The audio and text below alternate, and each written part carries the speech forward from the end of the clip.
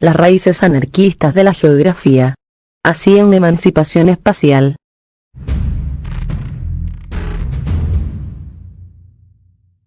Capítulo 4. Espacio emancipatorio.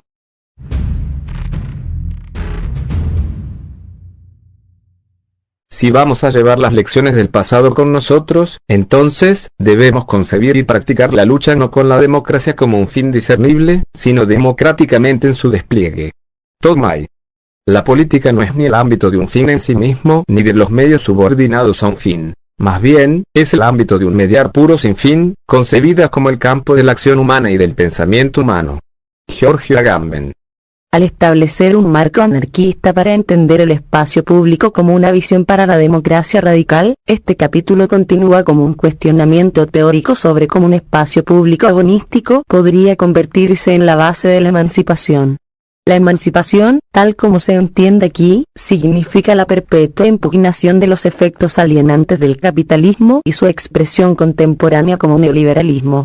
Para ello es fundamental imaginar nuevas formas de asociación voluntaria y ayuda mutua, donde el pluralismo pueda florecer, la participación democrática pueda mejorarse y puede surgir un zeitgeist liberal. El inherente impulso emancipador a la democracia exige la recuperación de su etimología y una relectura crítica de los diversos contextos y contenidos, social, cultural, local, nacional y global, a través de los cuales se encuentra su expresión. Kotari, 2005. Abogo por la democracia radical, que, en contra de los modelos agregativos y deliberativos, coloca a la política en un camino hacia la promesa co-constitutiva del anarquismo y la no violencia. Abogo por una conceptualización del espacio público que enfatice una corriente antihegemónica, antisoberanista, ofreciendo así una oportunidad para superar el elitismo tecnocrático que caracteriza el momento actual del neoliberalismo y la guerra de clase que es el capitalismo. Un movimiento hacia la democracia desde abajo se reconoce como una afrenta tanto para las élites locales como para el capital global. En consecuencia, examina el proceso continuo de disputa por la democracia radical concebido como espacio público. El espacio público se entiende como el campo de batalla en el que se establecen los intereses en conflicto de ricos y pobres, así como el propósito de la disputa. Dentro de este ámbito, la violencia a menudo se entiende como un resultado de los intentos de imponer una visión ordenada del espacio público que se origina desde arriba y como un acto de resistencia desde abajo por parte de aquellos que buscan espacios democráticos radicales de interacción espontánea. Esta violencia revela una aparente paradoja de la democracia, porque, si bien se basa en la mitigación no violenta del conflicto, las democracias contemporáneas son a menudo antipolíticas y antagónicas, lo que provoca la posibilidad de un conflicto violento. Las celebraciones a la modernidad han dado como resultado una división entre las ciudades vistas como sitios de producción de teoría urbana y aquellas proyectadas como objetos del desarrollo. Esto ha generado un terreno fértil para distinciones problemáticas que dividen a las ciudades en sistemas de jerarquías, donde oeste/primer mundo/ norte global se imaginan a través de un marco positivo de dinamismo e innovación, mientras que no occidentales/tercer mundo/sur global se retratan negativamente por su estancamiento y éstasis. El pensamiento binario sigue siendo mucho más una idea orientadora que un hecho geográfico. Slater, 2004, p. 9, lo que sugiere que un discurso urbano único ha caducado. Jenny Robinson, 2006, p. 1, alienta a los académicos a no dar protagonismos a ciertas ciudades o a ciertas características de ciudades en particular y, en cambio, sugiere que un enfoque centrado en la ciudad común toma el mundo de lo urbano como punto de partida y presta atención a la diversidad y complejidad de todas las ciudades. El enfoque en ciudades comunes no significa una universalización que niegue los elementos distintivos minimizando la diversidad entre las ciudades. Más bien, en un mundo de ciudades comunes, las formas de ser urbanas y las formas de crear nuevos futuros urbanos son diversas y son el producto de la inventiva de las personas en las ciudades de todo el mundo. 2006, p. 1.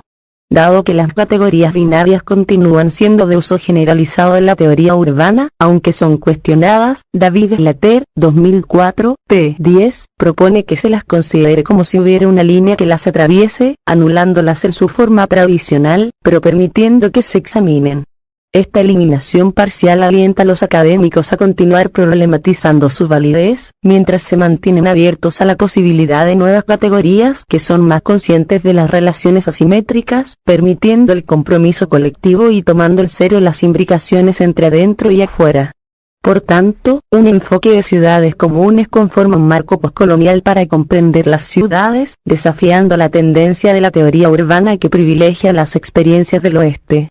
Si bien los ideales del espacio público y las formas como los ciudadanos conciben la democracia están formados de manera única por las historias socioculturales circunstanciales, mi propósito no es aplicar aquí una perspectiva dualista norte global-sur global. Quiero, en cambio, cuestionar tales dicotomías y brindar un enfoque más relacional, precisamente porque los procesos de neoliberalización que afectan negativamente a la noción misma de lo público están siendo cuestionados en diversos contextos que abarcan todas las áreas del mundo. Los especialistas en aspectos urbanos deben recordar que las conexiones relacionales a través del espacio están establecidas por y son constitutivas de culturas ostensiblemente locales en todo el mundo. Smith, 2001. Al emplear nociones radicales de espacio público a través de un enfoque de ciudades comunes, podemos mejorar nuestra comprensión de las geografías relacionales del capitalismo, donde cada lucha local por el espacio público se puede leer como un punto nodal de interconexión en el espacio socialmente producido. Massey, 2005. A través de esto, Gillian-Hart, 2008, p. 684, sostiene que podemos aprender de las fallas, las aperturas, las contradicciones y las posibilidades de alianzas que existen en el espacio. Mi propósito, entonces, es reconocer estas geografías relacionales, en donde incidentes como las luchas contra la privatización del agua en Cochabamba, Bolivia, en 2000, Col, 2006, y la batalla de Seattle durante las reuniones de la Organización Mundial de Comercio de 1999, deben considerarse no como eventos aislados en el entorno del tercer mundo y primer mundo, sino como momentos ligados a un conjunto más amplio de disputas mundiales sobre el derecho a la ciudad y futuros urbanos alternativos. Purcell, 2008.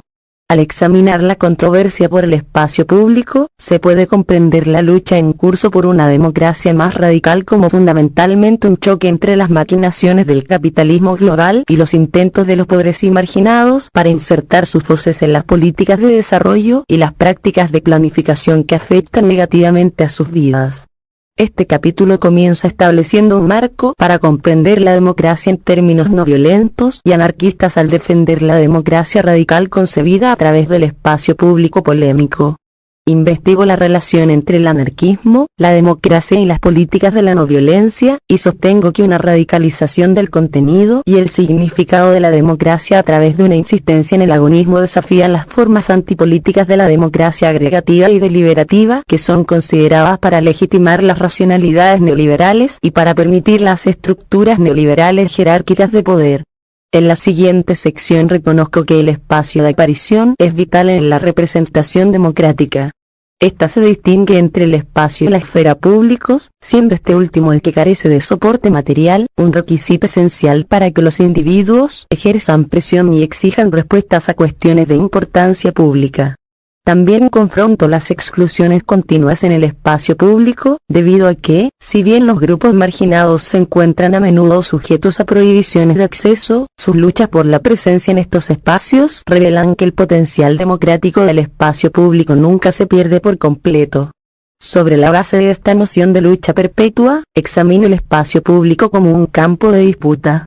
Empiezo reconociendo el espacio público como el sitio donde los actores políticos, tanto ricos como pobres, y la estratagema del capital neoliberalizado continuamente afirman sus derechos sobre el espacio. El carácter inherente de la disputa del espacio público revela que nunca está libre del riesgo de desorden, una observación que coloca a la democracia en conflicto con la necesidad de un orden para que el capitalismo fluya sin problemas. La siguiente sección examina la interrelación entre el espacio público, la democracia y la violencia.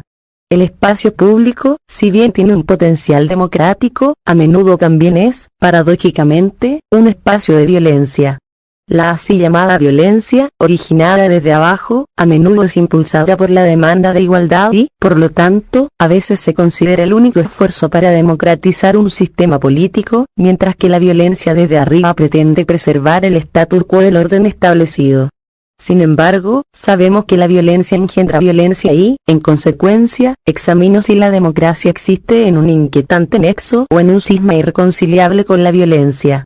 En la conclusión, sostengo que cuando la democracia radical se concibe en términos anarquistas y se materializa a través del espacio público, ofrece un potencial emancipador de las restricciones disciplinarias del neoliberalismo.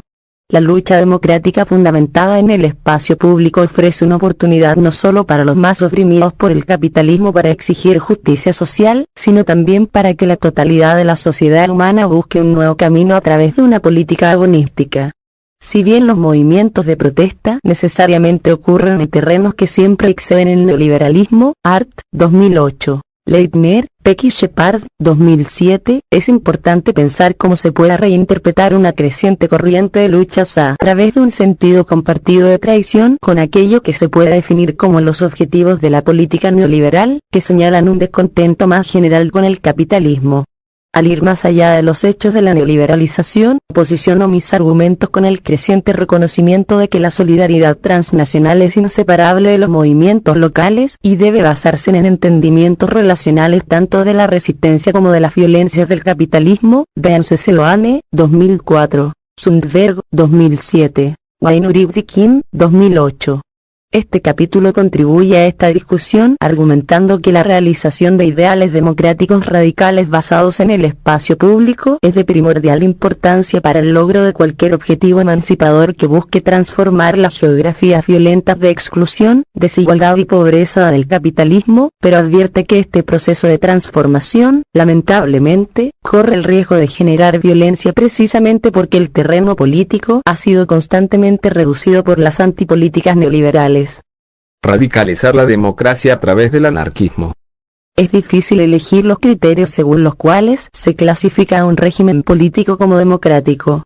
Las aguas son turbias, y como señaló Enrico Malatesta, 1924, hay algo que considerar de las críticas hechas a la democracia por regímenes dictatoriales, y la forma en que exponen los vicios y las mentiras de la democracia.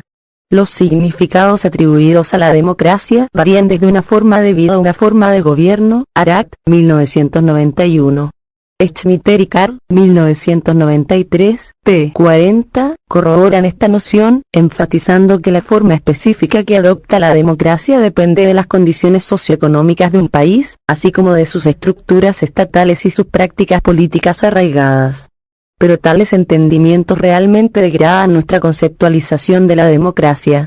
Aceptar una posición de relativismo cultural niega el significado universal de la democracia y por lo tanto contribuye a inmunizar a las dictaduras que se apropian de la palabra.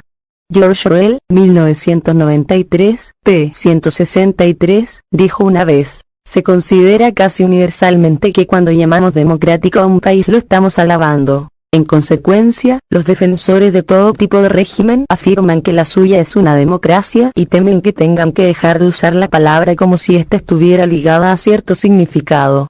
De este modo, a veces se dice que la democracia sufre una crisis de significado, pues es utilizada para justificar todo, desde el terror hasta el compromiso, desde la revolución hasta la mediocridad. Haciendo las cosas potencialmente más confusas, Larry Diamond, 1993, p. 4, sugiere que la democracia puede acercarse a una versión de equilibrio del proceso, pero está abierta a ser mejorada o a ser deteriorada, mientras que Iris Marion Young, 2000, p. 5, denomina la democracia una cuestión de percepción. Robert Dahl, 1971, por tanto, optó por evitar la democracia por completo, empleando el término poliarquía para reconocer que la democracia nunca es un proyecto consumado, sino que siempre está en proceso de devenir. Aunque el Tratado de la Tercera Vía de Anthony Giddens, 1999, se publicó más de 25 años después, a posteriori, el énfasis que Dahl, 1971, pone en el protagonismo puede considerarse como un ataque preventivo contra la democracia deliberativa y su declaración atemporal del fin de la confrontación política a través de la insistencia en una política consensual. Sin embargo, las ideas de Dahl aún responden al modelo de la democracia agregativa, que utiliza procesos como las elecciones para demandar las preferencias de los ciudadanos y determinar el rumbo de las políticas. En contraste con los modelos agregativos y deliberativos, la democracia radical enfatiza el pluralismo agonístico, que reconoce el papel de las relaciones de poder jerárquicas y opresivas en la sociedad y posibilita que estén presentes continuamente la diferencia y la disensión. El objetivo de la democracia radical no es establecer un consenso racional en la esfera pública, sino distender el potencial de hostilidades humanas, proporcionando la posibilidad de que el antagonismo se transforme en agonismo. Moudfe, 2004. El agonismo se refiere a la idea de que el conflicto no puede y no debe ser erradicado. La confrontación tampoco debe tomar la forma de competencia entre élites o lucha entre enemigos, antagonismo. Más bien, la disputa debe ser entre adversarios, agonismo. En su sentido radicalizado, la democracia se entiende no como un sistema de gobierno, arquía, sino como un modo particular de poder. La etimología de democracia, demos, el pueblo, cratía, poder, expone cómo su institucionalización la convierte en algo completamente diferente, en demorquía, un sistema de gobierno a través de la multiplicidad y, aparentemente, por el pueblo. Los enfoques agregativos y deliberativos tienen consecuencias negativas para la política democrática, pues buscan eliminar el agonismo, que Chantal Mouffe, 2006, reconoce apropiadamente como imposible de erradicar en la política. Los modelos agregativos despojan a la democracia de su espíritu al transformar su fundamento como modo de poder en un sistema de reglas procesales. En consecuencia, podríamos renombrar el oxímoron democracia representativa como autoritarismo electoral, porque votar alienta a reducir las posiciones opuestas a una caricatura hostil que debe ser suprimida. Graeber, 2009a. La democracia deliberativa, en contraste, representa el cumplimiento de una tendencia, inscrita en el núcleo mismo del liberalismo, que, debido a su incapacidad constitutiva para pensar en términos verdaderamente políticos, siempre debe recurrir a otro tipo de discurso, económico, moral o jurídico. Mouffe, 2004, pp. 124-125.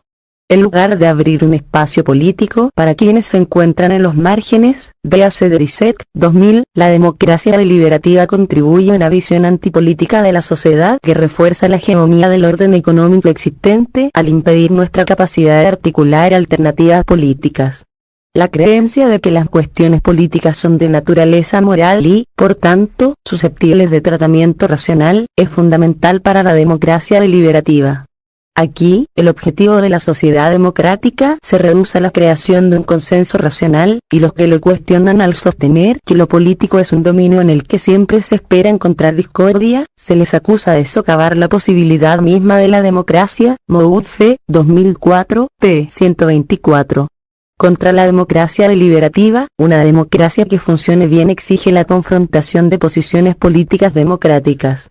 Esto significa que en la democracia siempre existe el riesgo de que se produzca violencia, pero, paradójicamente, este potencial se mitiga al permitir que el conflicto tenga un papel integrador. En su ausencia, persiste el peligro de que la confrontación democrática será reemplazada por una batalla entre valores morales no negociables o formas de identificación esencialistas. 2004, p. 125. Esto hace que cualquier violencia latente sea mucho más potente en los modelos democráticos que abandonan el agonismo por el antagonismo, no solo por las jerarquías integradas en todas las formas de gobierno sistematizado, que defienden las democracias institucionales, sino también porque aquellos que contrastan con nosotros no pueden ser vistos como adversarios políticos respetados en modelos no agonistas de democracia. Aquellos solo pueden definirse como enemigos morales, económicos y jurídicos, o enemigos de la razón, lo que los convierte en salvajes en lugar de adversarios legítimos. Por tanto, a pesar de los pronunciamientos por una tercera vía y su apariencia benigna, solo la democracia radical puede llevar a una sociedad enraizada en la no violencia, que alinea su contenido estrechamente con el anarquismo. Si bien el anarquismo se presenta a menudo como un síntoma de enfermedad mental más que como una posición política válida, tal sensacionalismo es nada más que una táctica de sus detractores. Lejos de las representaciones caricaturizadas del anarquismo como promotor de la violencia, está en cambio, como he argumentado todo el tiempo, es el rechazo a la violencia en todas sus formas. La violencia es antitética a la anarquía precisamente porque toda violencia implica una forma de dominación, autoridad o sistema de gobierno sobre otros individuos. La violencia es, pues, una negación de la libertad, no su promoción. A través de la renuncia a todas las formas de anarquía, sistemas de gobierno, la democracia radical puede concebirse como base para la emancipación porque enfatiza la no violencia y permite la disidencia y la diferencia. En contraste, un énfasis excesivo en el consenso, aunado a la aversión a la confrontación, engendra apatía y aversión frente a la participación política. 2004, p. 125. Entonces, si bien el consenso es necesario para que funcionen las sociedades, siempre debe ir acompañado por el disenso, lo que significa que la democracia es un proceso en continuo cambio, en el que la resistencia a las lógicas de soberanía, ley y capitalismo se convierten en una política del gesto, la permanencia de medios sin un fin. Agamben, 2000. Moudfe, 2004, p. 130, sostiene que para establecer las condiciones de un efectivo autogobierno democrático, los ciudadanos deben pertenecer a un demos en el cual puedan ejercer sus derechos de ciudadanía, lo que no significa que las unidades políticas deban ser idénticas a los estados-nación. Estoy de acuerdo con el rechazo del poder soberano, pero me interesa ir más allá de estas nociones de ciudadanía y reemplazarlas por asociaciones libres, la cooperación voluntaria y la ayuda mutua desde el anarquismo. Como Simon Critchley, 2004, p. 231, reconoce, el problema con gran parte del pensamiento político es que es anárquico, está obsesionado con el momento de fundación, origen, declaración o institución vinculado al acto de gobierno, a la soberanía, sobre todo a la decisión que presupone e inicia un sujeto político soberano capaz de autogobernarse y gobernar a los demás. Para Jacques Rancière, 1999, esta es la reducción de la política al orden de la pólice y es precisamente la razón por la cual, como se aclarará a continuación, desarrollo una distinción entre una visión del espacio público fundamentada en procesos espontáneos, democrática, anárquica y otra ordenada, autoritaria, árquica.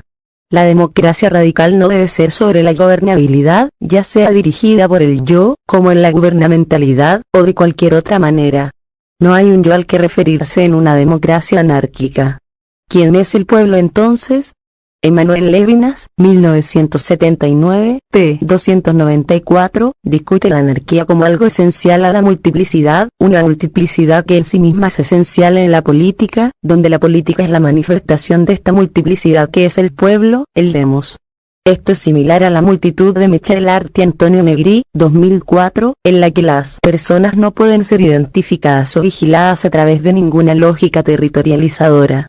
En cambio, el pueblo comprende lo que Rancière, 1999, describe como ese espacio vacío que excede cualquier cuantificación social, precisamente porque la política democrática emerge a través de la presuposición de igualdad, es decir, la democracia es una forma de resistencia contra los mecanismos de un orden que distribuye roles jerárquicamente.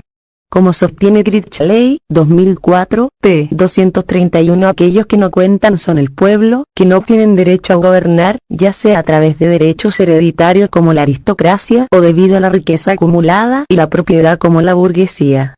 En resumen, el pueblo representa una contradicción al orden soberano y al poder jurídico, ya que se conciben precisamente como aquellos que están excluidos de los derechos civiles, o lo que Georgio Agamben, 1998, denomina homo sacer.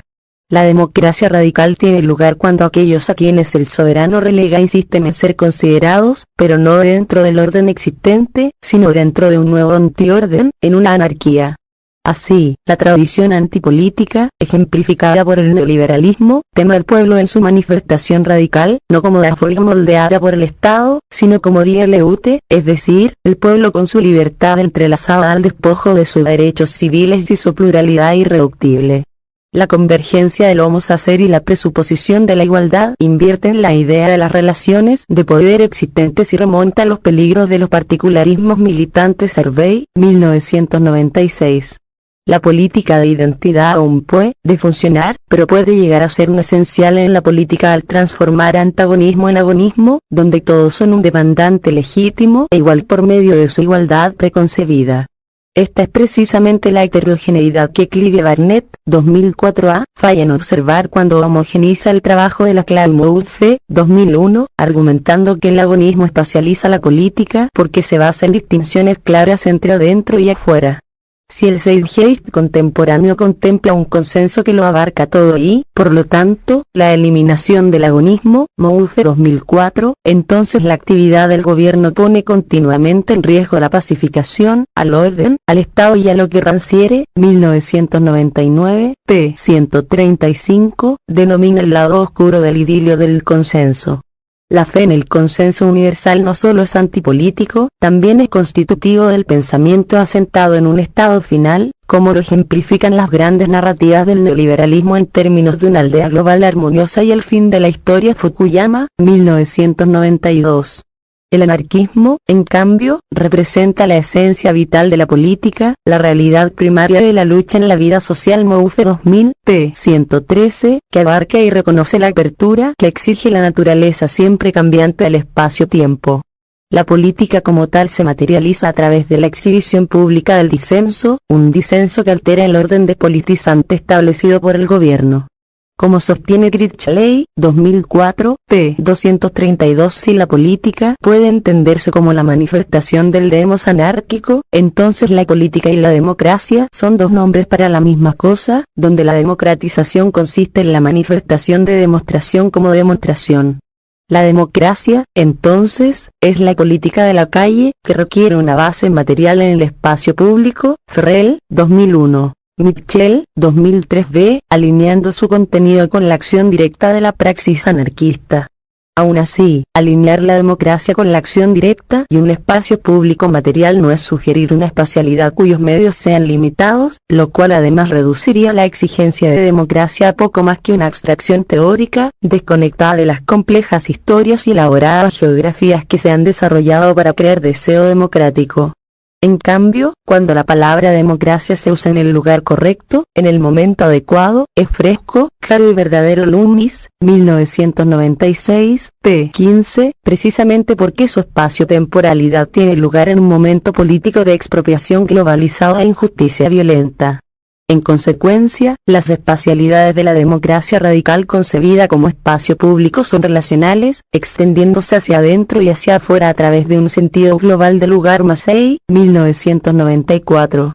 Entonces, mientras que la democracia radical no se trata de la espacialización en el sentido de territorialización, como argumenta Barnett, 2004a, se trata de las geografías intercaladas del espacio en el sentido que Oren Massey identifica, ya que nos permite visualizar nuevas formas de solidaridad basadas en el reconocimiento de interdependencias. Mouffe, 2004, p. 131.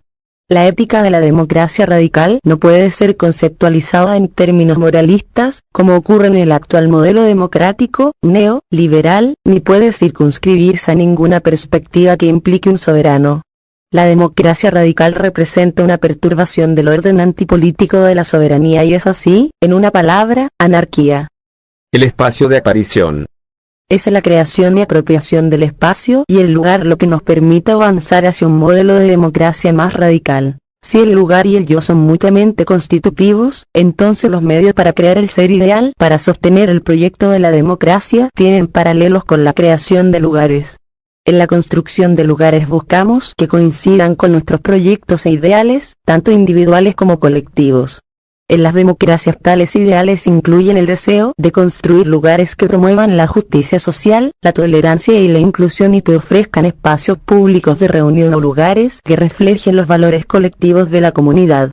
Visto como una forma de vida y como un proceso, la democracia involucra, en parte, la creación, el desmantelamiento y la reconstrucción de lugares. Entrikin, 2002, pp. 107-108. Debido a que la democracia se supone debe ser inclusiva, son los espacios y lugares públicos los de importancia primordial.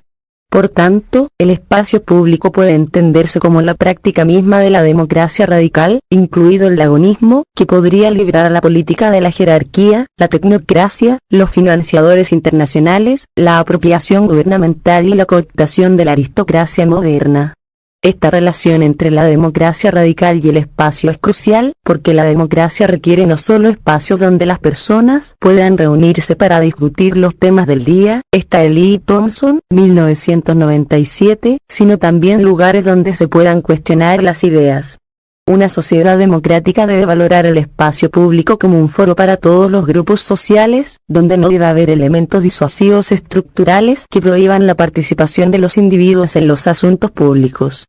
El espacio público como tal es el sitio donde deben estar arraigados el performance colectivo, el discurso y el agonismo, Goen, 1998, permitiendo que se convierta en el medio principal a través del cual se crean y disputan las identidades, Rudik, 1996.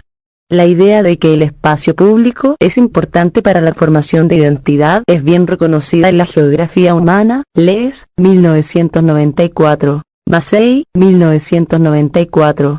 Este proceso creativo ocurre en ambos sentidos, ya que la identidad es importante para conformar los contornos del espacio público. Mientras que este último le permite a los individuos unirse en esfuerzos colaborativos y aún así mantener sus voces propias, la representación exige un espacio físico para que los individuos y los grupos puedan dar a conocer sus necesidades y mostrarse como legítimos solicitantes de consideraciones públicas, Mitchell, 2003b. Sin embargo, el derecho a la representación no siempre se reconoce, como en el caso del autoritarismo. Por ello, el espacio público en consecuencia también puede manifestar el grado de interacción sociopolítica disponible para una persona. Arendt, 1958, llama a este espacio de aparición o el espacio necesario para que la gente pueda ser vista. La acción y el discurso requieren visibilidad, pues para que ocurran políticas democráticas no es suficiente que un grupo de individuos vote de forma anónima como en la democracia agregada. En cambio, debido a que pertenecer a lo público requiere al menos una participación mínima, los individuos deben unirse físicamente y ocupar un espacio común, Orwell, 1993. Si bien la visibilidad es fundamental en este espacio, también se requiere teatralidad, ya que donde sea que las personas se congreguen, el espacio de aparición no solo está ahí, sino que se reproduce de manera activa a través de performances recurrentes, Valentine, 1996. La teatralidad reconoce que el espacio es producido, una idea popularizada por Henri Lefebvre, 1991, quien propuso una distinción entre la administración del espacio y su materialización. En términos de Lefebvre, el espacio público controlado por el gobierno u otras instituciones, o cuyo uso está regulado, se denomina representación del espacio, mientras que el espacio público, tal como lo usan los grupos sociales, se denomina espacio de representación. Esta distinción enfatiza la diferencia entre el estatus oficial de un espacio y la capacidad de varios individuos y grupos para usarlo, Arefe y Meyers, 2003. El poder sobre ciertos espacios para decretarlos como oficiales es concomitante a la facultad de excluir ciertos grupos de tales sitios con base en esta asignación. ¿Cuándo podríamos estar seguros de que cualquier espacio es oficial, excepto cuando lo determinan aquellos que tienen poder árquico? Sin embargo, la dicotomía de Lefebvre también alude a la disputa subyacente al espacio público y su condición esencial agonista al reconocer su construcción social o espacialidad. Así, la representación no solo exige espacios, sino que también los crea. Una aportación adicional de la teorización de Lefebvre es el significado otorgado a las representaciones corporales o experiencias vividas en el espacio, McCann, 1999. Esto aborda la diferencia fundamental entre el espacio y la esfera públicos, que a menudo se confunden erróneamente. La esfera pública, que en su sentido original habermasiano es realmente renuente respecto al espacio, Orwell, 1993, puede definirse como el dominio abstracto de la vida social, idealmente separada de la coerción del poder estatal, donde se forma la opinión pública, Habermas, 1989. En contraste, el espacio público debe tomarse literalmente como un espacio material precisamente porque esta dimensión otorga visibilidad a la acción política, Ferrell, 2001, Mitchell, 2003b. Incluso las democracias agregativas y deliberativas atestiguan protestas emprendidas en el terreno, en espacios materiales, que brindan retroalimentación no electoral al espacio público virtual, es decir, la esfera pública, cuando la democracia ya no es radical. Aunque el objetivo de una manifestación en ocasiones puede ser lograr una mayor visibilidad mediante la esfera pública, los medios de comunicación no pueden permitir dicha visibilidad sin que una afirmación política tenga lugar en el espacio público. En ausencia de esta dimensión física inicial, dichas afirmaciones pueden ser presentadas de forma audible o textual para transformarlas en discursivas dentro de la esfera pública, pero carecerán de un espacio de aparición. Por tanto, dado que el espacio público no se puede establecer en abstracto, los periódicos, la radio, la televisión e Internet son parte de la esfera pública y no del espacio público. Uno podría argumentar en contra de la noción de espacios abstractos como espacios públicos, porque a menudo están altamente estructurados, dominados por intereses corporativos o gubernamentales, y por tanto pueden ampliar las estructuras de poder existentes. Calhoun, 1998. Internet en particular ha sido defendida como una herramienta revolucionaria con el potencial de fortalecer la democracia. Cran, 2000. Hoylean, 2003, no considera tal perspectiva, y sugiere que el control corporativo ha hecho de Internet una institución cero, conduciendo a un capitalismo comunicativo en vez de la democracia.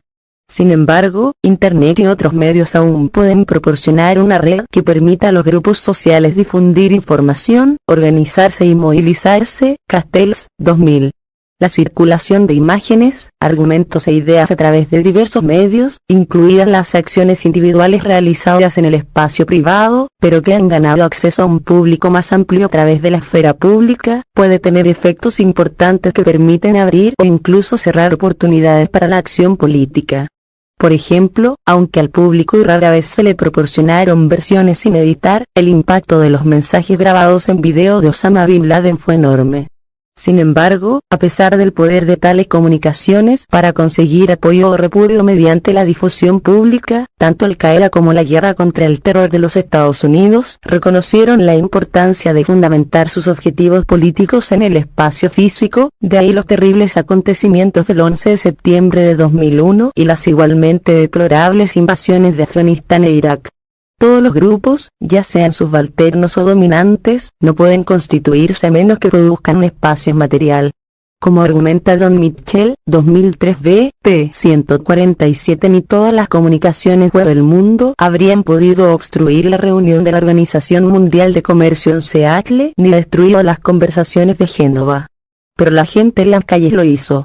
No obstante, Barnett, 2004 b. p. 190, difiere con una perspectiva predominante que presupone que la conceptualización de Habermas de la esfera pública debe basarse en espacios públicos reales y materiales. La premisa es que la conceptualización original de Habermas de la esfera pública depende de una comprensión metafórica de los espacios materiales. Sin embargo, el argumento de que la esfera pública de Habermas no es suficientemente material parece equivocado.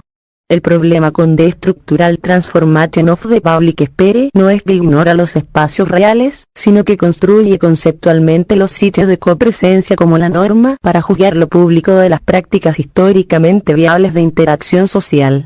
Además, la determinación de los geógrafos de traducir la esfera pública a espacios urbanos públicos limitados de interacción social convergente ilustra una larga historia de menosprecio frente a la importancia de las prácticas de comunicación en la geografía humana. Critica cualquier distinción tajante entre los espacios materiales reales y los espacios de los medios virtuales. No se sostiene debido a que no registra la medida en que los diversos movimientos sociales despliegan una serie de estrategias dramatúrgicas de protesta que construyen en espacios reales como escenarios a través de las cuales se moviliza la atención de los medios y por tanto proyectan su presencia a través de redes de medios espacialmente extensos.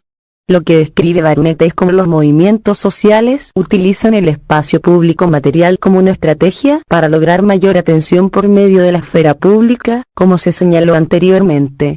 Barnett continúa argumentando que la geografía de la esfera pública no debe definirse de manera estrecha en términos de aquellos espacios seleccionados de interacción social convergente, pues la idealización de los espacios reales y materiales obstruye una consideración íntegra de la constitución geográfica de aquellas prácticas estratégicas de interpretación de necesidades y toma de decisiones legítimas que establecen las condiciones más amplias que posibilitan la interacción social guiada por normas de civismo y respeto. p. 191.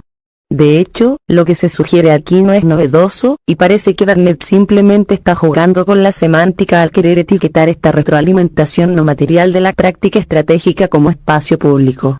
Lejos de negar una observación exhaustiva de las extensas espacialidades de las prácticas estratégicas utilizadas por movimientos sociales, muchos geógrafos, véanse Goen, 1998, Oel, 1993, Mitchell, 2003b, simplemente asignan este trabajo a la esfera pública, lo cual, en contradicción con lo propuesto por Barnett, no es equivalente al espacio público, un concepto que siempre es material. En resumen, no hay una suposición en cuanto a que la concepción de Habermas sobre la esfera pública exija una comprensión metafórica de los espacios materiales. Más bien, para muchos geógrafos, la esfera pública habermasiana es siempre un ámbito de inmaterialidad y no se puede confundir simplemente con el espacio material. Además, aunque Barnett, 2004b, véase también Kate, 1997, estima que la defensa de una ineludible materialidad del espacio público es un fetiche que romantiza la calle, tales críticas están fuera de lugar y sirven para socavar el potencial radicalismo de la política posmoderna. Como argumenta Lewis Cole, 2002, pp.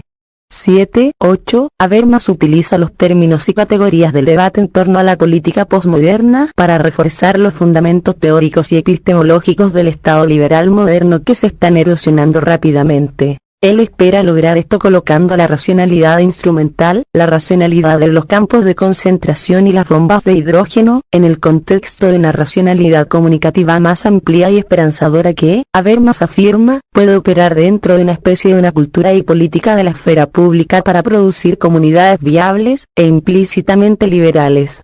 Lo que está en debate aquí es que Habermas rechaza el marxismo y la perspectiva materialista radical a favor de una amalgama del racionalismo liberal, la teoría sociológica conservadora y la filosofía dominante del lenguaje, y deja de lado el objetivo revolucionario de los primeros pensadores de la escuela de Frankfurt, como Marcuse, en favor de la adaptación de la democracia social con realidades racionales del capitalismo, Ryan, 1989, p. 27. Por tanto, las invocaciones al trabajo de Habermas como la esencia de la teoría política relevante en relación con las valoraciones de la esfera pública, mal entendidas por Barnett como espacio público, deben ser tratadas con un profundo escepticismo, reconociendo que esta perspectiva contribuye a reforzar racionalidades neoliberales. En última instancia, la teoría habermasiana de la inmaterialidad no puede acoplarse a la política de la democracia radical, que necesariamente está arraigada en la acción directa y la materialidad del espacio público. Como sostiene Lefebvre, 1991, pp. 416, 417, esas ideas, valores o representaciones que no logran dejar su huella en el espacio, pierden toda sustancialidad y se convierten en meros signos, se transforman en descripciones abstractas o mutan en fantasías. La exclusión de algunos grupos de los procesos democráticos, al no obtener reconocimiento en el espacio público, subraya la importancia crítica de la materialidad. Aunque muchos académicos reconocen el carácter democrático del espacio público, Barnett y Lowe, 2004, Enna-Fiestrón, 2001, Oel, 1993, esta idea es debatida, ya que el espacio público también ha sido, paradójicamente, un lugar de explotación, opresión y prohibición para las mujeres, Bondi, 1996. Massey, 1994, minorías étnicas, McCann, 1999. Rudick, 1996, hombres gays y lesbianas, Duncan, 1996. Hubbard, 2001, ancianos y jóvenes, O'Neill, 2002. Valentine, 1996, personas sin hogar, del Casino y Jocoy, 2008. Mitchell y Esteli, 2006, y personas con discapacidades, Butler y Bowlby, 1997. Freund, 2001. Desde la perspectiva feminista en la academia se ha refutado la idea de espacio público debido a que la dicotomía público-privado está relacionada cuestionablemente con las construcciones sociales de género y sexo, Bondi, 1996. En contraste, Nancy Fraser, 1990, sostiene que muchas feministas se refieren al espacio público como todo lo que está fuera de la esfera doméstica y, por lo tanto, combinan tres esferas analíticamente distintas: el Estado, la economía formal del empleo remunerado y el ámbito del discurso público. Dejando de lado su aparente maleabilidad, las nociones de lo privado y público son complejas en tanto que su significado y uso están arraigados en las especificidades locales de tiempo y lugar, que difieren entre contextos culturales. Lo anterior no pretende defender una posición relativista, más bien hace necesario rechazar cualquier proposición en la que la participación, y por tanto el espacio público, se caracterice como un valor cultural inherente. El deseo de participar en las actividades comunitarias es intrínseco al animal humano como un ser social, en donde reconocer contextos específicos del espacio público requiere comprender que cualquier organización social es tanto el resultado de la política local de la calle como de sus geografías relacionales vinculadas a las amplias geometrías de poder del espacio global. Al negociar la dicotomía privado-público, Enafi Strong, 2001, exploran los criterios de acceso a un espacio en particular. Un espacio se considera privado cuando se reconoce que un individuo o grupo tiene el derecho de establecer dichos criterios, donde el significado está permeado por el reconocimiento de la propiedad. En contraste, un espacio es público, precisamente, porque mientras existen criterios de admisión, el derecho de hacer cumplir dichos criterios siempre es cuestionado. El espacio público está abierto a quienes cumplen con los criterios establecidos, aún así no está controlado en el sentido de ser poseído y, por tanto, siempre está en disputa la legitimidad de la inclusión y la exclusión. Sin embargo, como argumenta Kurt y Besson, 2003, p. 215, las exclusiones deben ser cuestionadas en relación con los procesos a través de los cuales se justifican políticamente, permitiendo así a los teóricos críticos distinguir entre diferentes tipos de exclusión. En particular, la retórica liberal de lo público en realidad reinscribe formas particulares de subordinación y exclusión como abiertas, y el supuesto acceso equitativo al público por parte de todos los individuos se concibe como tal, solo en la medida en que estos dejan sus subjetividades en la esfera de lo privado y fuera del ámbito público, y Besson, 2003. En la formulación liberal, los hombres gay y lesbianas, por ejemplo, se considera que poseen los mismos derechos de acceso, siempre y cuando mantengan su sexualidad en la esfera de lo privado. Este paréntesis de estatus e identidad excluye efectivamente algunas de las preocupaciones más importantes al suprimir, desvalorizar y truncar la exploración de posibles identidades, Calhoun, 1997, y refuerza las subjetividades normativas como universales. Por tanto, dado que la noción liberal de Habermas hace que un público aparezca como el público, la esfera pública no debe considerarse como un espacio público universalmente accesible. Más bien, debe considerarse como el ámbito estructurado donde se lleva a cabo una competencia cultural e ideológica entre una variedad de públicos. Ley, 1992, p. 306, énfasis original. Apoyando esta perspectiva, aunque valorando la democracia deliberativa, Young, 1990, enfatiza que la primacía de una concepción material y corporal del espacio público descansa en su potencial para ser un sitio de participación política donde diversos públicos puedan interactuar, engendrando así una versión más radicalizada de la democracia. Argumentando en contra la idea de la democracia como espacio público, Malcolm Miles, 2002, p. 256, confiere inadvertidamente su apoyo cuando pregunta, ¿cuándo fue el espacio público un lugar de democracia de masas, excepto cuando las multitudes tomaron el asunto en sus propias manos? Aunque el espacio público puede ser excluyente para ciertos grupos sociales, donde incluso algunas agrupaciones pueden luchar por obtener acceso, obstaculizando su uso por parte de otros actores, el espacio público sigue siendo el sitio más importante donde las demandas públicas pueden hacerse visibles y cuestionarse. Si en ciertos momentos los espacios pueden cambiar su función para acomodar a diferentes grupos sociales, Atkinson, 2003, seguramente impugnar la exclusión y tomar el espacio público puede potencialmente asegurar tal arreglo y transformación.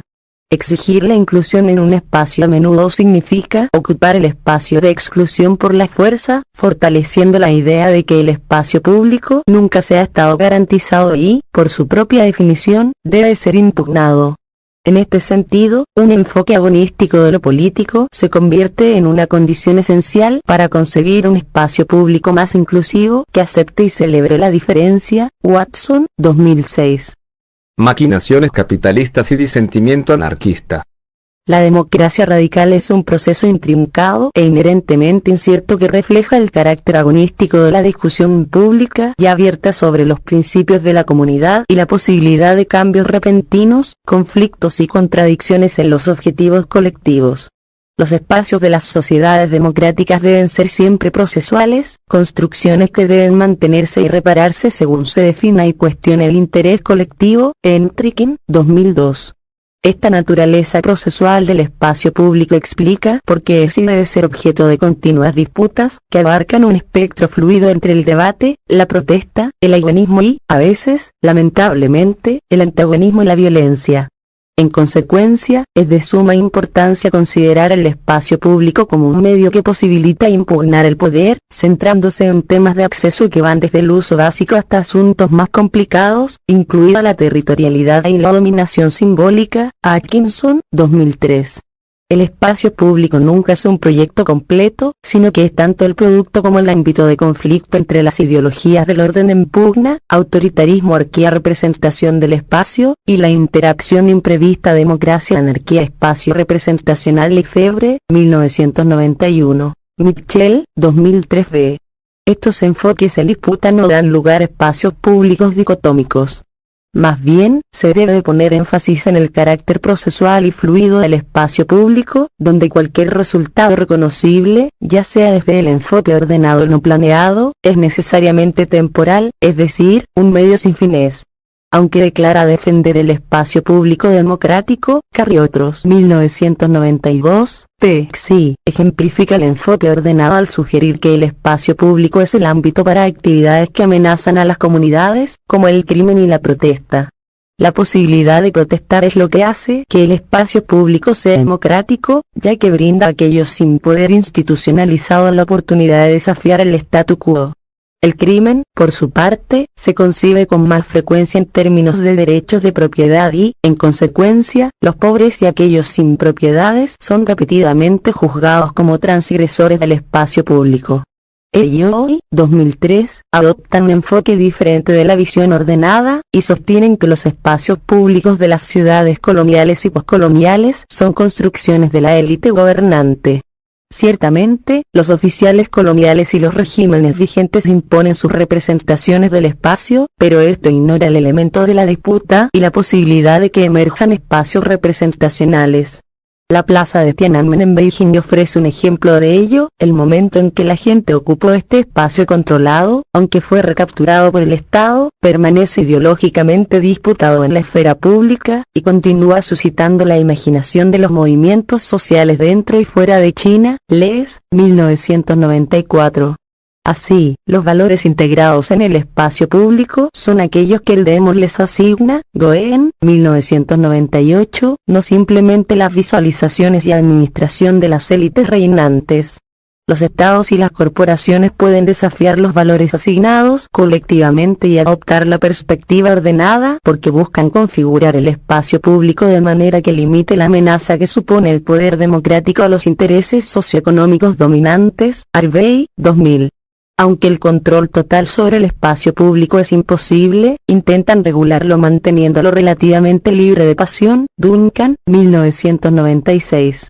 Para eliminar la pasión del espacio público, los planificadores corporativos estatales intentan crear espacios basados en el deseo de seguridad más que en la interacción y en el entretenimiento más que en la política democrática. 2. 1996, un proceso que Sorkin, 1992, denomina el fin del espacio público.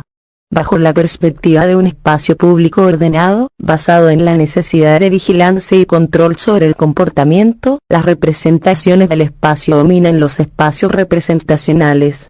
Los procesos que involucran el aumento de la vigilancia, la mercantilización y el uso privado se conocen en la literatura como la disneyficación del espacio, donde el futuro urbano se vislumbra como una arquitectura higienizada y artificial sin especificidad geográfica. Les, 1994, p. 446.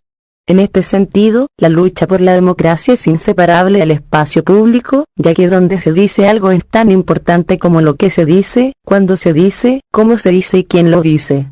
Así, protegerse a sí mismo de provocaciones políticas es fácilmente alcanzable cuando todos los importantes lugares públicos de reunión se han convertido en espacios públicos altamente controlados o, su corolario, en propiedad privada. Mitchell, 2003a. En consecuencia, es el momento de pasar de la protesta a la política, de cerrar las calles para abrir el espacio público, de exigir las obras a aquellos pocos en el poder a mantener el poder firmemente en nuestras manos. Milstein, 2000, p. 6. La confrontación continua contra la apropiación del espacio público es imperativa, porque el poder consolidado del capital solo puede ser abolido a través del agonismo, por lo que es en la multiplicidad de sujetos con diferentes posturas que pueden ser reconocidos como legítimos reclamantes de los espacios del público. Mouffe, 2006. Cuando las aparentemente cotidianas, aunque dignificadas performances del capitalismo se ignoran como valores normativos, prácticas habituales y secuencias cotidianas, se les adjudica un carácter de insignificancia. Este es el núcleo de la crítica de Lefebvre, 1984, p. 24, de la vida cotidiana, donde tal serie de performances son dadas por sentadas, lo que ayuda a explicar por qué el neoliberalismo se entiende a menudo como una fuerza inevitable, monolítica. Tal perspectiva ignora cómo la hegemonía, entendida en el sentido propuesto por la clave Mouffe, 2001, es una estrategia construida de manera discursiva, reproducida a través de prácticas cotidianas que a menudo son opresivas, pero frecuentemente pasan inadvertidas como tales. Esto sugiere que el neoliberalismo se conduce a través de una dialéctica de coerción y cooptación, que tiene implicaciones significativas para el espacio público. La mayoría de las veces, el espacio público no es el sitio de enfrentamientos trascendentales entre la arquea y el demos, sino más bien un sitio de mundanidad y conducta rutinaria. En consecuencia, la vida cotidiana, tal como está mediada a través de la continua reproducción del espacio, Lefebvre, 1991, es también el terreno en el que el poder es reificado, manipulado y disputado. Cohen y Taylor, 1992. Son las formas y usos cotidianos del espacio público los que informan esos momentos en que se manifiesta una contienda extraordinaria. Entonces, aunque las protestas públicas inicialmente parecen tener un alcance limitado, a menudo son expresiones latentes de insatisfacciones frente al capitalismo que, en el momento actual, están relacionadas principalmente con las tensiones del neoliberalismo. En la ciudad contemporánea es flagrante el embate neoliberal a todo lo público, Brenner y Theodore, 2002, donde el control del espacio público representa una estrategia central, Smith y Lowe, 2006. En un mundo en donde una amplia y generalizada democracia, neoliberal, agregada y deliberativa, la impugnación del espacio público, aunque filtrada a través de cuestiones culturales, religiosas, nacionales, étnicas y de género, conlleva principalmente impugnar las maquinaciones del capitalismo, Brandewijn, 2005. Así, mientras que las oportunidades para ocupar espacios disminuyen constantemente a medida que se implementan nuevas formas de vigilancia, conservadurismo y control, en contraste con la sentencia de muerte pronunciada por Sorkin, 1992, la deslegificación del espacio público es intensamente impugnada a escala global, desde la ciudad de Quebec a Cancún y de Seattle a Génova. Ocasionalmente, la recuperación del espacio público es tan feroz que puede derribar un gobierno, como ocurrió durante los movimientos de la primavera árabe en Túnez, Egipto, Libia y Yemen. Dichos eventos indudablemente contribuyen a que se consolide la percepción del llamado tercer mundo como un sitio de inestabilidad y, por ende, una amenaza para la seguridad del primer mundo. Sin embargo, lejos de ser un reflejo de elementos inherentes en los pueblos no occidentales, el énfasis en un pensamiento y razonamiento del sujeto occidental es sincrónico a la necesidad de eludir de manera general los efectos devastadores del colonialismo y la violencia que ocasionó y sigue infligiendo sobre los pueblos no occidentales. Esto sugiere que la noción de tercer mundo, y, por tanto, de un primer mundo, fue producida por medio de una mirada imperial que solo fue capaz de hacer que el tercer mundo se realice en la medida en que representa un objeto de expansión colonial. Al analizar las luchas por el espacio público a través de un enfoque de ciudades comunes, podemos ir más allá de las acusaciones esencialistas que señalan las supuestas culturas de la violencia como responsables del autoritarismo y los conflictos presentes en el sur global. Springer, 2009. En cambio, cualquier potencial de violencia latente debe considerarse no solo como un reflejo de los legados coloniales pasados y presentes, en forma de una condicionalidad intensiva de las instituciones de financiamiento internacional y misiones de paz Gregory, 2004, sino también como una maniobra discursiva utilizadas para invalidar la legitimidad de sociedades enteras en las políticas públicas. Por tanto, tenemos agrupaciones exclusivas, como el Consejo de Seguridad de las Naciones Unidas dentro de una institución que supuestamente representa de manera igualitaria a todas las naciones. Parte del problema con el desarrollo en la actualidad es que, en lugar de buscar patrones similares en la diversidad de luchas, lo que podría ofrecer una base para la solidaridad a través de los diferentes espacios y entre grupos heterogéneos, el encuentro con estas diversidades se concibe con frecuencia a través de una lente orientalista, Said, 2003, enmarcado no solo como un proceso de autoafirmación, sino también como la negación de asociaciones potencialmente beneficiosas con los otros. En opinión de Slater, 2004, p. 11 este sentido de autoafirmación a menudo se asocia con una superioridad asumida que ha permeado muchos discursos, desde el progreso en la civilización hasta la modernización y el desarrollo neoliberal. Las categorías de primer mundo, tercer mundo, occidental no occidental, norte global, sur global, etc. pueden, por tanto, considerarse como resultados de la presunción de que la razón y la reflexión son cualidades del primero en estos pares dicotómicos, mientras que el segundo se define por su supuesta falta de estos mismos atributos. Es casi inexistente el reconocimiento de lo que ha sido o podría ser obtenido por Occidente, imaginado insistentemente como el portador del progreso, la civilización y la modernidad, en contraste con lo no occidental, concebido como recipiente pasivo o poco dispuesto a colaborar. La perpetuación del colonialismo significa que, si bien las experiencias del norte global se han prolongado durante varios siglos, el desarrollo y la lucha por el espacio público que coincide con este proyecto de racionalización han sido mucho más acentuados en el sur global, Escobar, 2004. Lo que esto sugiere es que la lucha en el tercer mundo es potencialmente más intensa, en la medida en que las sociedades intentan hacer frente a la celeridad de los cambios, lo cual abre la posibilidad de que la lucha en estos sitios también conlleve transformaciones más profundas. La importancia de este potencial y posibilidad en términos de la promesa del anarquismo por radicalizar la democracia es que el registro histórico demuestra que las revoluciones de lo cotidiano propiamente dichas tienden a ocurrir cuando se superponen las categorías menos alienados y más oprimidos en relación con el capitalismo. Graeber, 2009a. Esto sugiere la importancia de movimientos indígenas, como los zapatistas, ya que ellos parecen sincronizar estas dos categorías.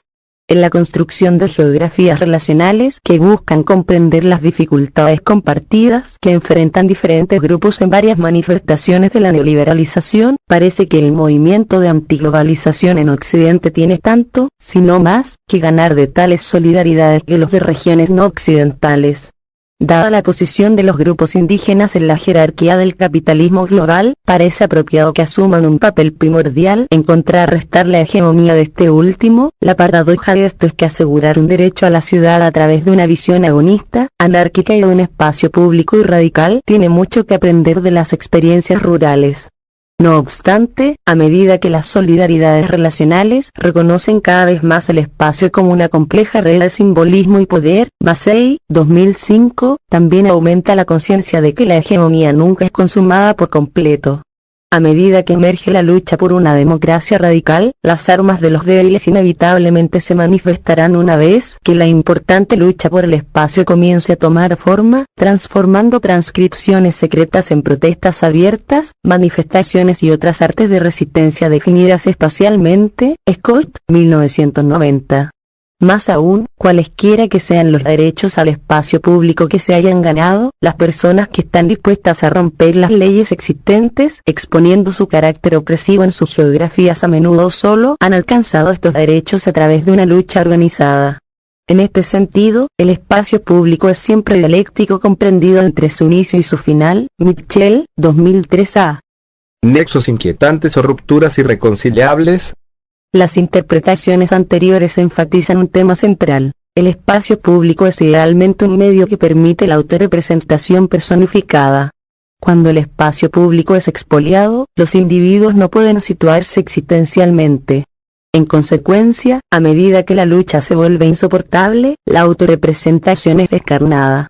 El espacio público está en constante flujo entre quienes buscan privarlo y quienes buscan expandirlo, y donde la perspectiva ordenada llega a dominar, la privación resultante tiene dos consecuencias. 1. La erosión de la determinación individual que resulta en consentimiento, presumiblemente el efecto deseado por aquellos que buscan socavar el espacio público, o 2. Impulsos violentos contra aquellos que suprimen el espacio público y los efectos no deseados que conlleva la aplicación de la perspectiva ordenada. A través de la privación del espacio público, un individuo adquiere un extraño sentido de realidad, como ocurre en una sociedad de masas y bajo la tiranía cuando los individuos aislados, ensimismados, viven una existencia sombría y buscan la realidad en sensaciones privadas intensas o actos de violencia. Pared, 1981, p. 95. En la medida en que Arendt, 1958, pp. 30-31, consideraba los ámbitos público y privado relacionados entre sí, argumentó. La esfera de la polis, por el contrario, era la de la libertad, y existía una relación entre estas dos esferas, ya que resultaba lógico que el dominio de las necesidades vitales en la familia fuera la condición para la libertad de la polis. En ninguna circunstancia podía ser la política solo un medio destinado a proteger a la sociedad. En todos estos casos, la libertad, en ciertos casos la llamada libertad, de la sociedad es lo que exige y justifica la restricción de la autoridad política. La libertad está localizada en la esfera de lo social, y la fuerza o violencia pasa a ser monopolio del gobierno. Lo que dieron por sentado todos los filósofos griegos, fuera cual fuera su posición a la vida de la polis, es que la libertad se localiza exclusivamente en la esfera política, que la necesidad es de manera fundamental un fenómeno prepolítico, característico de la organización doméstica privada, y que la fuerza y la violencia se justifican en esta esfera porque son los únicos medios para dominar la necesidad, por ejemplo, gobernando a los esclavos, y llegar a ser libre. Debido a que todos los seres humanos están sujetos a la necesidad, tienen derecho a ejercer la violencia sobre otros. La violencia es el acto prepolítico de liberarse de aquella necesidad por la libertad del mundo. En otras palabras, en la búsqueda de la realidad, es decir, el significado político en el mundo, la expresión de violencia se convierte en la única forma practicable de la autorrepresentación pública disponible. Lo que significa que, desde la perspectiva de Arendt, uno debe participar en la violencia para ingresar a lo público y ser libre, y en este sentido, la violencia puede ser un proceso liberador para quienes participan en él. Sin embargo, dudarían llamar a esto violencia, ya que carece del carácter de dominación. Los arrebatos de violencia se pueden concebir como violencia desde abajo, frecuentemente denominada violencia política, que sirve para contrarrestar la violencia desde arriba, a menudo denominada violencia estatal. Debido a que tanto aquellos que son dominantes como los subordinados pueden participar en la violencia, y ambas partes pueden estar motivadas políticamente, cualquiera que sea la fuente, se puede considerar apropiadamente como violencia política. Del mismo modo, el carácter internacionalizado e internacionalizador del Estado contemporáneo, Glassman, 1999, nos alerta sobre la ambigüedad de las expresiones contemporáneas de la violencia estatal, lo que hace que este término sea igualmente problemático. La violencia desde arriba se refiere a los métodos, incluidos la violencia esporádica y la violencia estructural, utilizados por el orden social, político y económico establecido para salvaguardar sus privilegios. Un ejemplo de lo esporádico es el despliegue de la fuerza militar contra los posibles detractores de la soberanía del orden existente, mientras que un ejemplo estructural es el propio sistema político-económico jerárquico prevaleciente. En contraste, la violencia desde abajo se refiere a la ira y el resentimiento que siente la población en general hacia las estructuras de la economía política existente, lo que nuevamente pone en duda si es violencia, ya que la intención de coerción está ausente. Aunque la violencia ocurre tanto en espacios públicos como privados, puede ser categorizada de múltiples maneras que reflejen la búsqueda y el ejercicio del poder, y el dualismo no puede capturar todas las expresiones concebibles o los propósitos de dicha violencia. Sin embargo, heurísticamente apunta al sitio desde donde se impulsa la llamada violencia dentro de la jerarquía socioeconómica local y global existente. También alude a los valores subyacentes que se promueven o defienden en relación con el avance u obstaculización de la democracia. para que los arrebatos de violencia desde abajo tengan significado tanto para aquellos que han sido privados como para los que los privan, necesariamente deben ocurrir en público y, por lo tanto, son reafirmaciones de la lucha perpetua por el espacio público. A menudo es a través de medios violentos o amenazas de violencia que los grupos excluidos han obtenido acceso al espacio público. Can, 1999. Esta es la paradoja de la democracia, porque sin una confrontación manifestada a través de un espacio público agonístico, no puede haber una política democrática. Mouffe, 2000. Sin embargo, cualquier sociedad que sancione los conflictos políticos corre el riesgo de volverse demasiado intensa, produciendo discordancias que pueden poner en peligro la paz civil. Kane, 2004, sostiene que la violencia es ofensiva al espíritu y la sustancia de la democracia, una posición que presenta igualmente en la conceptualización de la democracia en términos anarquistas.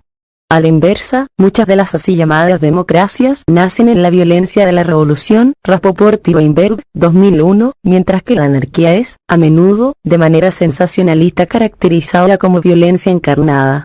El problema de la violencia como un medio para la democracia o el anarquismo es precisamente el reconocimiento de que el espacio público es un medio sin fines y, por lo tanto, cualquier logro realizado por medio de la violencia solo hará que esa violencia se replique. Dado que el anarquismo y la democracia son reconocidos como la negación de la violencia, cualquier uso de la violencia necesariamente señala su supresión. No obstante, la revolución violenta insinúa el potencial aparentemente emancipador de la violencia, ya que la violencia desde abajo puede producir un reparto de riquezas y abrir caminos hacia el empoderamiento político. Yadikole y Chupe, 2003. Si bien esta perspectiva reconoce cómo los grupos subordinados a veces utilizan la violencia con la intención de generar situaciones de democratización, cualquier uso liberacionista de la violencia es contraproducente. La violencia es un acto de dominación, y su uso alinea la agenda emancipatoria con el nuevo modelo opresor. En otras palabras, la violencia es una fuerza anárquica que corrompe el espíritu del anarquismo y la democracia. Además, no quiero insinuar un carácter de espontaneidad en ninguno de estos intentos de violencia redistributiva, pues las invocaciones de violencia nunca se realizan de forma repentina sin predeterminación o impulso externo. La comprensión relacional del espacio de Massey, 2005, nos obliga a reconocer que cualquier acto de violencia aparentemente singular es siempre una recapitulación de las relaciones políticas, económicas y sociales existentes. Por tanto, expresiones de violencia representan en realidad nodos interconectados a lo largo de un continuo. Echeverries y Bourgois, 2004, cuyas geografías relacionales representan un complejo entrelazamiento de encuentros local global y prácticas socioculturales y políticas económicas. Springer, 2008, que tienden a vincular tales manifestaciones con el neoliberalismo en el zeitgeist contemporáneo. Aunque la violencia es antitética a la democracia y al anarquismo, lo que se constituye como violencia a menudo se define desde arriba, lo que posibilita una perspectiva errónea que supone que cierta forma de violencia es impulsiva y racional. Es decir, la violencia se define con frecuencia como legítima o ilegítima, dependiendo de si promueve o amenaza el orden social establecido en la sociedad. La violencia desde arriba a menudo se denomina defensiva o que mantiene la paz, lo que permite a las élites árquicas una mayor capacidad para perpetrar actos violentos y una mayor probabilidad de definir la violencia que ellos cometen como legítima. Escobar, 2004. En consecuencia, la exclusión de aquello que es etiquetado como violencia desde abajo en el espacio público mayormente no es realmente violencia. Más bien, representa un intento moralista de eliminar a los adversarios políticos y, por tanto, excluir a los desobedientes, o aquellos definidos a priori como ilegítimos y, por lo tanto, como amenazas al orden existente. Mitchell, 1996. Es importante reconocer que lo que los neoliberales denominan como adversarios es en realidad un competidor. El liberalismo, como explica Mouffe, 2004, pp. 126, 117 visualiza el campo de la política como un terreno neutral en el que diferentes grupos compiten por el poder, es decir, su objetivo es desplazar a otros para ocupar su lugar, sin desafiar la hegemonía dominante e intentar transformar las relaciones de poder existentes. Así, la política se reduce a poco más que la competencia entre las élites. Tales ideas señalan no solo una deficiencia fundamental de la democracia deliberativa, Moudfe, 2000, sino también el falso discurso antipolítico que la autoridad invoca para demonizar el anarquismo. Además, debido a que el orden existente es entendido cada vez más como el orden económico, existe un aumento en la intensidad con la que participa lo corporativo en el monopolio de la violencia, Atkinson, 2003. En el contexto contemporáneo de flujos de capital global, el corolario de la corporatización de la violencia es el neoliberalismo. Así, la comprensión misma de lo público como algo inherentemente bueno se ve cada vez más amenazada en todos los lugares donde el neoliberalismo extiende sus alas. La mayor amenaza para el espacio público no proviene de los sin techo y pobres, como lo sugiere el discurso neoliberal, sino de la continua erosión del principio de colectividad y del uso del control corporativo como una solución evidente a los problemas sociales, Mitchell, 2003a. En el contexto de una privatización generalizada, cortes al gasto público y la reducción de los programas de ayuda social, la violencia se ha convertido tanto en un conducto de intolerancia social como en un intento por parte de los estados asediados por recuperar su supremacía, Goldberg, 2009. La violencia desde arriba viene acompañada tanto por un neoliberalismo de reducción, donde la transformación regulatoria percibe al Estado como únicamente interesado en la expansión de los mercados amenazando las previsiones sociales, y el neoliberalismo de avanzada, que se concentra en disciplinar y contener a aquellos que han sido marginados en las etapas anteriores de neoliberalización, Pekitikel, 2002. Si bien los defensores del neoliberalismo sugieren que los niveles de pobreza absoluta han disminuido desde principios de la década de 1980, Goyar y Cray, 2002, la confiabilidad de tales estadísticas ha sido criticada, Wade, 2003. Las estadísticas de reducción de la pobreza no reconocen las variaciones espaciales y temporales de la inflación o el poder de compra, y si se excluye a China, la década de 1990 en realidad muestra un aumento de la pobreza global, UNDP, 2002.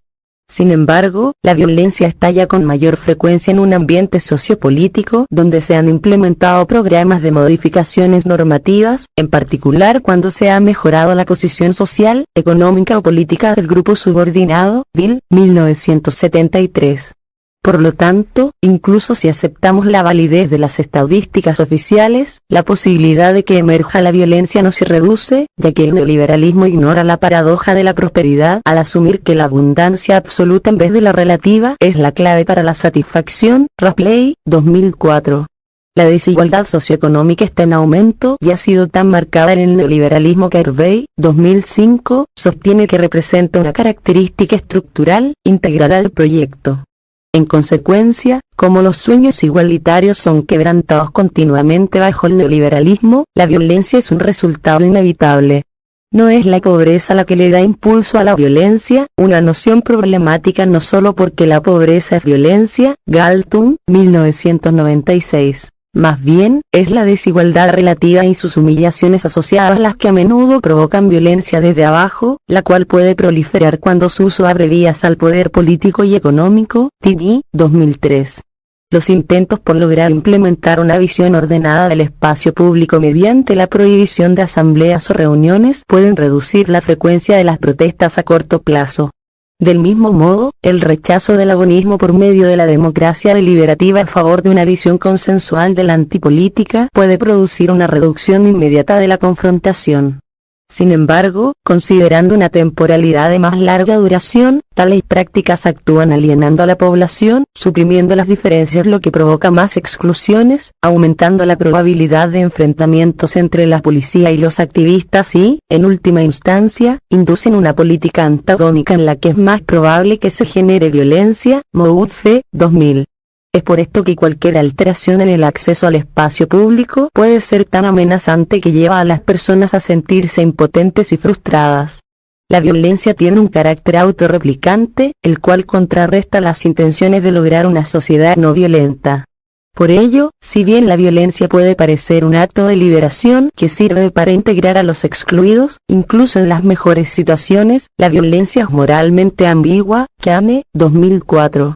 La brutalidad de la violencia no solo daña a los directamente afectados, también destruye el tejido social al subvertir las relaciones de confianza, la interconexión y lo público necesario para que las sociedades funcionen.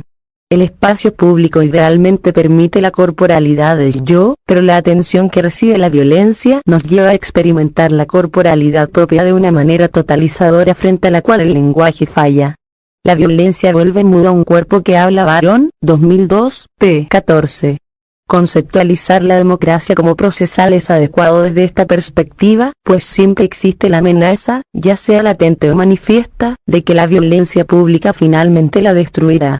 Para romper con este ciclo, Mitchell, 1996, sostiene que una democracia debe reconocer el derecho a la protesta, lo que, según el autor sugiere, solo se logra de manera paradójicamente frecuente a través de la así llamada violencia. Sin embargo, esta interpretación tiene poco sentido cuando la violencia es considerada contraria a la democracia. A pesar del potencial liberador frente a la violencia reconocido por Arendt en trabajos previos, lo cual se ha indicado anteriormente, su postura cambió cuando escribió en Violence, Arendt, 1970, durante el momento álgido de la guerra de Vietnam.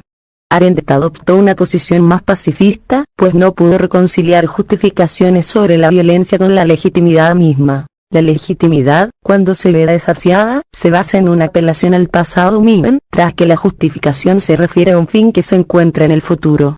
La violencia puede ser justificable pero nunca será legítima. Su justificación pierde plausibilidad cuanto más se aleja en el futuro del fin propuesto. p. 52. Académicos como Barnett, 2009, Kane, 2004, y Young, 2007, han tomado esta distinción que postula Arendt al promover sus propias comprensiones sobre cuándo la violencia podría ser justificada por las democracias. Estas son críticas importantes para ir más allá de la idea de que explicar la violencia es equivalente a su legitimación. Sin embargo, cuando la idea de revolución es repensada como resistencia permanente, un medio sin fines, queda claro que todas y cada una de las formas de violencia actual, es decir, la expresión de dominación, carecen de legitimidad y justificación. Así, un modelo anarquista de democracia radical, donde el agonismo reemplaza al antagonismo, es precisamente la realización de la política no violenta. Una perspectiva de medios sin fines, en conjunto con una comprensión relacional de geografías, responde a la preocupación de Barnett, 2009, por la ontologización de la violencia y la insistencia compartida por Keane, 2004, y Tiggy, 2003, de que la violencia debe ser entendida en términos de intensidad.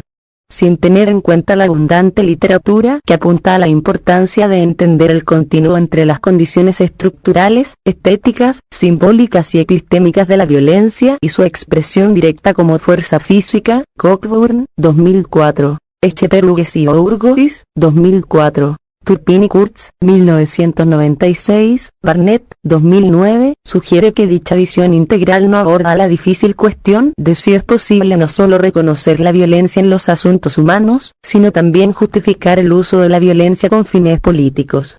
En oposición a la conceptualización limitada de las geografías de la violencia de Barnett, la cual privilegia una visión compartimentada de lugares aislados, aunque significativos dentro de un espacio inmaterial, espacios sin sentido a los que Massey, 2005, duramente critica, la frustración que produce la violencia, asegura que se trata de un fenómeno envuelto en una cierta ceguera perceptiva. Benjamin, 1986, expuso la tendencia constante a ocultar la violencia en sus formas institucionalizadas y, debido a esta opacidad, la inclinación permanente a considerar la violencia como algo que podemos ver a través de sus efectos directos. Sin embargo, la violencia estructural que resulta de nuestros sistemas políticos y económicos, Galtung, 1996. Adícola y Schuppe, 2003, y la violencia simbólica que emana de nuestros discursos, Bourdieu, 2001, son algo parecido a la materia oscura en la física, invisible, pero que debe tenerse en cuenta si se quiere dar sentido a lo que de otra manera parecerían ser arrebatos irracionales de violencia subjetiva o directa. Eck, 2008, p. 2.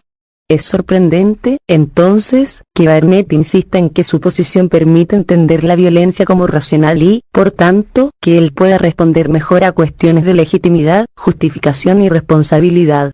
En relación a su eficiencia instrumental y estratégica, la violencia es, sin duda, un fenómeno racional. Arendt, 1970. Foucault, 1996, pero insistir en una comprensión de la intensidad de la violencia no nos acerca al reconocimiento de la violencia en los asuntos humanos. En realidad nos lleva lejos al tratar la violencia como un acto, un suceso sin historia o geografía, descontextualizado de los procesos sociales complejos que tienen injerencia en su expresión. Springer, 2012a.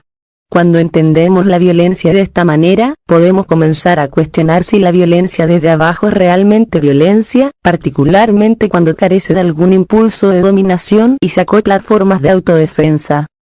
Medios sin fines y el descubrimiento del poder. Jeff Ferrell, 2001, p. 222, provee una evaluación profunda y crítica de los desafíos que enfrenta el espacio público en nuestra coyuntura contemporánea. Todas estas identidades, todos estos conflictos sobre el espacio público y el significado de lo público están a su vez reforzadas por contradicciones más profundas, tan fundamentales como complejas. Inclusión versus privilegio, anarquía versus autoridad, despliegue frente al orden. Mientras se llevan a cabo los últimos arreglos en relación con la autoridad sobre el espacio, a medida que se codifican y aplican con mayor frecuencia patrones de privilegio excluyentes en el espacio de la ciudad, los habitantes de las calles y los activistas callejeros se desplazan a menudo para desentrañar este orden espacial emergente. Cuando una sociedad carece de un espacio público dinámico que permita la confrontación agonística entre diversas identidades políticas, puede abrirse un espacio funesto, en donde la alienación fomenta afinidades alternativas dentro de divisiones antagónicas como el nacionalismo, la religión y la etnicidad. Mouffe, 2004. Este es el lado oscuro de la democracia, donde el demos se confunden con etnos y es responsable de algunos de los peores casos de limpieza étnica, asesinato en masa y genocidio en la historia humana. Mann, 2005. Sin embargo, el exterminio humano más extremo ha ocurrido bajo regímenes autoritarios, no democráticos. Kame, 2004. Cuando se radicaliza la democracia, tal comparación entre tipos de regímenes se vuelve irrelevante, ya que el cambio deseado no apunta a un nuevo régimen, sino al fin del gobierno sistematizado y la renuncia a todas las formas de anarquía. Por tanto, la democracia radical tiene el potencial de anular la violencia que engendran las anarquías, al dispersar el poder de manera más equitativa entre todos los grupos sociales. Esto ocurre cuando la política concebida como un proyecto cuyos fines están orientados hacia el consenso, es reemplazada por los medios perpetuos del proceso democrático a través de la política y su reconocimiento del agonismo. Las élites poderosas, tanto autoritarias como aquellas que dicen ser democráticas, intentarán fervientemente impedir cualquier movimiento hacia una visión radical de la democracia.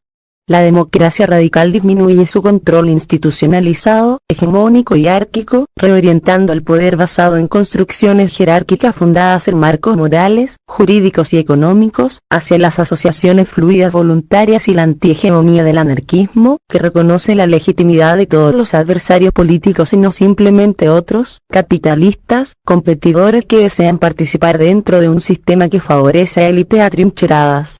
La democracia radical desmitifica la democracia al reconocer que su logro no se obtiene a través de procesos de desarrollo que generan prerequisitos económicos supuestamente necesarios. La democracia radical no se basa en el relativismo cultural al sugerir que es resultado exclusivo de la experiencia occidental o una práctica trasplantada que debe ser amoldada a las condiciones del sur global. En cambio, la democracia radical se desarrolla a través de un enfoque de ciudades comunes, que se reconoce como una energía latente que se encuentra en todas las ciudades, una vitalidad que espera ser puesta en movimiento a través de la lucha y la controversia política de la calle. Enmarcada dentro del espacio público agonístico, la democracia radical es el proceso mismo de la práctica, donde se podría abrir un camino hacia la justicia social en lugar de una perspectiva antipolítica como consumación, ya que este es un proceso sin destino, un constante medio sin fines.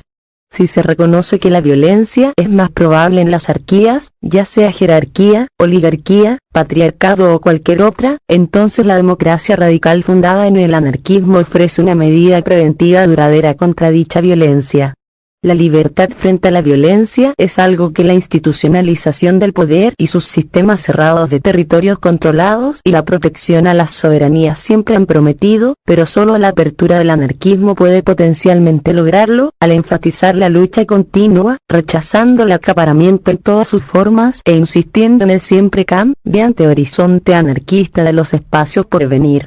A medida que el zeitgeist contemporáneo de la neoliberalización continúa exacerbando la concentración de la riqueza, reformulando la soberanía política y reorganizando las economías en formas cada vez más excluyentes, la necesidad de establecer espacios públicos democráticos se intensifica.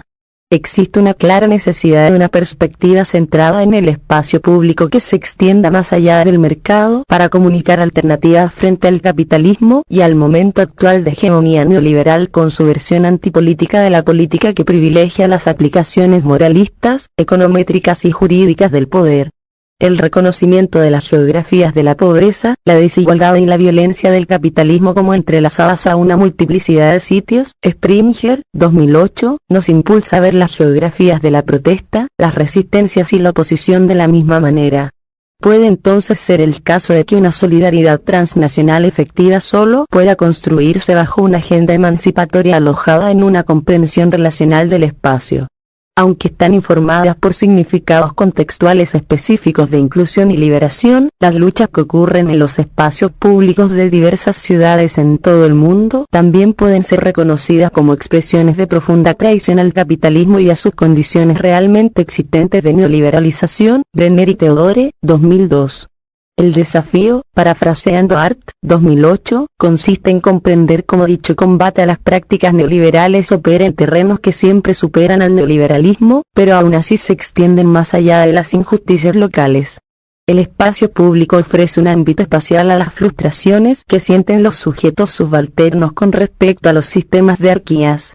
Esto les permite ubicar aquello que les genera enojo en un sentido material, abriendo así el espacio público a nuevas formas de ver, que pueden iniciar nuevas organizaciones arraigadas en la idea de sistemas y gestión sin coerción, y de cooperación y disputa sin represión. Si los de abajo perciben a los de arriba indispuestos a escuchar, como lo demuestra la negación del espacio público y el rechazo a reconocerlos como adversarios políticos legítimos, las tensiones aumentarán y podrán generar violencia. La disputa por el espacio público es primordial porque si bien la oposición de las élites puede ser feroz, estas nunca son insuperables. El axioma de Dahl, 1971, p. 15, de que la probabilidad de que un gobierno tolere cierta oposición aumenta a medida que aumentan los costos esperados en su represión ilustra que la violencia desde abajo puede no ser siempre necesario para vencer a un opresor, pues la amenaza de la desobediencia civil o la acción pueden ser suficiente para impulsar el respeto por la necesidad del agonismo. El uso de principios no violentos garantiza que la reciprocidad de la reimposición generada por la violencia no caracterice el proceso emancipatorio, convirtiendo el agonismo en antagonismo.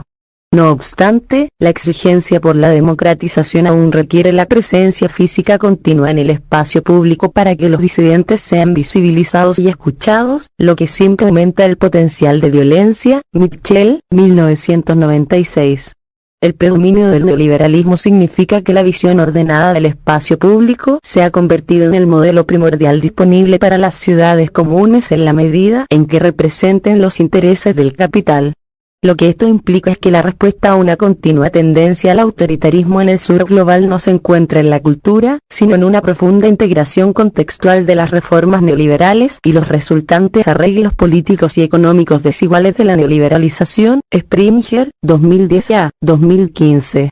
El corolario de esto es que la neoliberalización también puede ayudar a explicar las tendencias cada vez más autoritarias que se producen en otros contextos con una clara tradición democrática de larga duración. Giroux, 2004.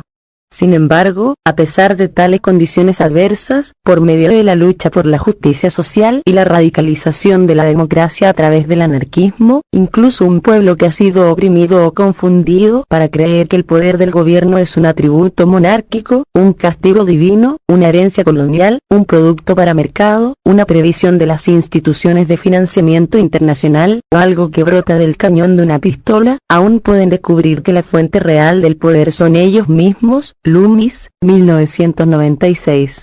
Es en los espacios de lo público donde se realiza el descubrimiento de poder y el demos, y es en la lucha por el espacio público que la democracia vive.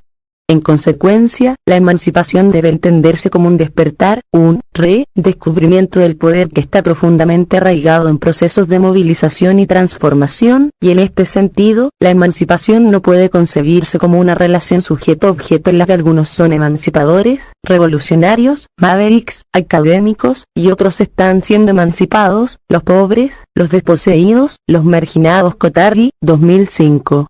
O la humanidad entera está liberada o nadie lo está. Esto puede parecer un objetivo imposible de lograr, pero pensar de esta manera malinterpreta lo que está en juego. No es una condición final resultado de la revolución o la deliberación consensual que deba perseguirse.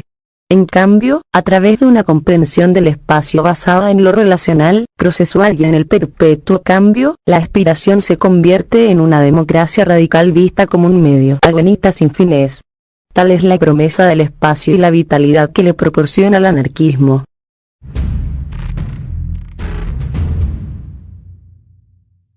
Gracias por acompañarnos en la lectura. Hasta el próximo capítulo.